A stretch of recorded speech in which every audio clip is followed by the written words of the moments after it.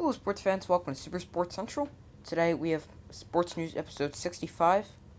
So we'll be covering the four major sports plus college football. Starting off with the NBA, Magic rookie Jalen Suggs has a thumb fracture and will miss an extended period of time, but luckily for Suggs and the Magic, the injury will not require surgery. LeBron James has been placed in the health and safety protocols and could miss up to 10 days. Nuggets Michael Porter Jr. could miss the remainder of the season because he's having back surgery. And the best teams and worst teams in the NBA, the best are the Warriors, who are 18-2, Suns 17-3, and Nets 14-6. Worst, Pistons 4-16, Rockets 4-16, and Magic 4-16. Over to the NHL, we only really have one thing. Jack Hughes signed a 8 years, $64 million contract extension with the Devils, and the best teams and the worst teams in the NHL are the best teams Capitals 14-3-5, Maple Leafs 16-6-1, and Hurricanes 15-4-1. Worst teams Islanders 5-10-2, Coyotes 5-15-2, and Senators 4-14-1. Now, going over to the MLB, we have actually lots of MLB news. Starting off, Dodgers first baseman Max Muncy has a torn UCL. Then lots of free agent signings. So starting off, Max Scherzer signs a 3-year, $130 million contract with the Mets. So that's going to be a very potent Mets rotation, because you've already got Jacob deGrom, who's arguably the best pitcher in baseball, and you're adding another top 5 pitcher in baseball. That is going to be a dominant rotation with a 1-2 punch.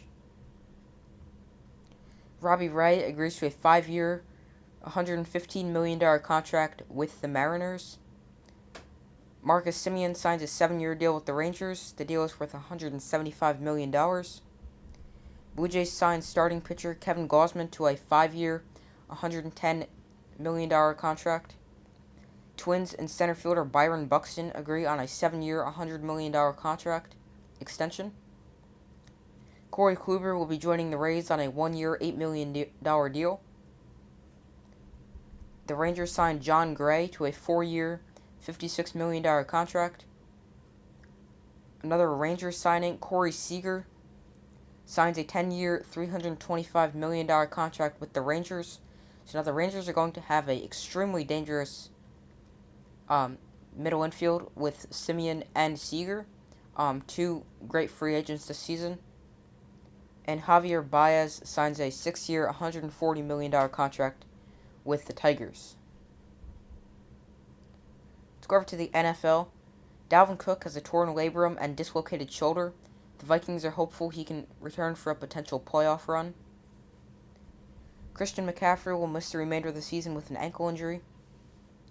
Deebo Samuel is out 1 to 2 weeks with a groin injury. Darren Waller is week to week with a knee injury. Giants' Daniel Jones is week to week with a neck strain.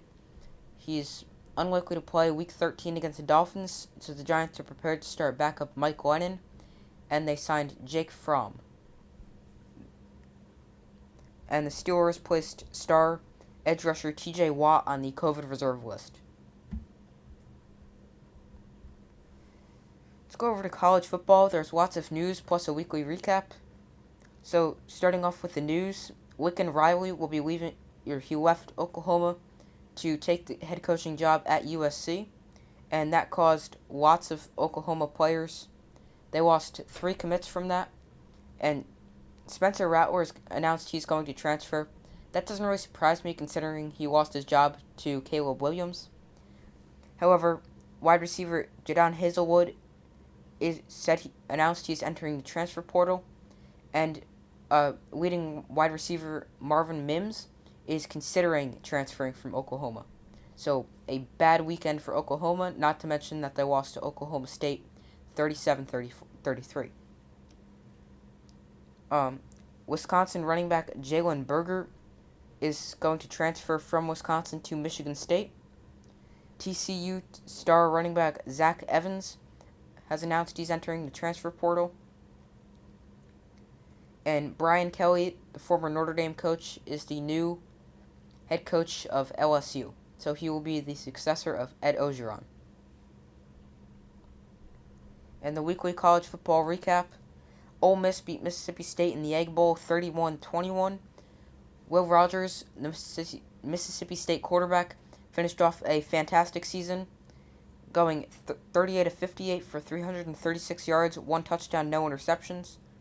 And Rogers finishes the campaign with 4,449 passing yards on the season. That's the second most in the country, and that's the most of any Power 5 quarterback. Iowa beat Nebraska 28-21. Nebraska went 3-9 this season, and Nebraska is the first team in FBS history to lose 9 games and all by single digits. So Nebraska, don't know why I keep saying Iowa. Nebraska, they're the first team to lose 9 games, but they're the best 3-9 team you're ever gonna see. They didn't lose by double digits, and they've played teams like Ohio State that have such a potent offense. NC State pulled off a fantastic comeback to defeat North Carolina 34-30. North Carolina State even recovered an onside kick in the win, which ended up being pretty crucial to the win. LSU upset Texas A&M 27-24. Minnesota upset Wisconsin 23-13, denying Wisconsin a spot in the Big Ten title game. So Wisconsin, if they won this game, they were in the Big Ten title game against now Michigan. And Wisconsin likes to run the ball, and they were only able to muster 62 yards and a whopping 2.8 yards per carry. Oklahoma State beat Oklahoma 37-33. Oklahoma lost to Oklahoma State, and Baylor's win now ensures that they're not going to be in the Big 12 championship. So it's going to be Oklahoma State and Baylor. Alabama escapes Auburn in the Iron Bowl 24-22 in a quadruple overtime win. So Alabama was really never in control of this game. In fact, they never led until they won the game in quadruple overtime. In fact, Auburn was up 10-0 midway through the fourth quarter, and then Alabama made a comeback. So if both teams play the way they did, and Bo Nix plays this game for Auburn, and he's not out with the injury, Auburn definitely wins this game. And Michigan beat Ohio State 42-27. This was the first time Jim Harbaugh beat Ohio State, and Hassan Haskins and Aiden Hutchinson were big factors in the win.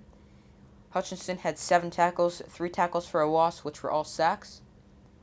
And Hassan Haskins had 28 carries for 169 yards and 5 touchdowns. So that's 35 of Michigan's 42 points. And the other was a wide receiver jet sweep, or end around, whatever you want to call it.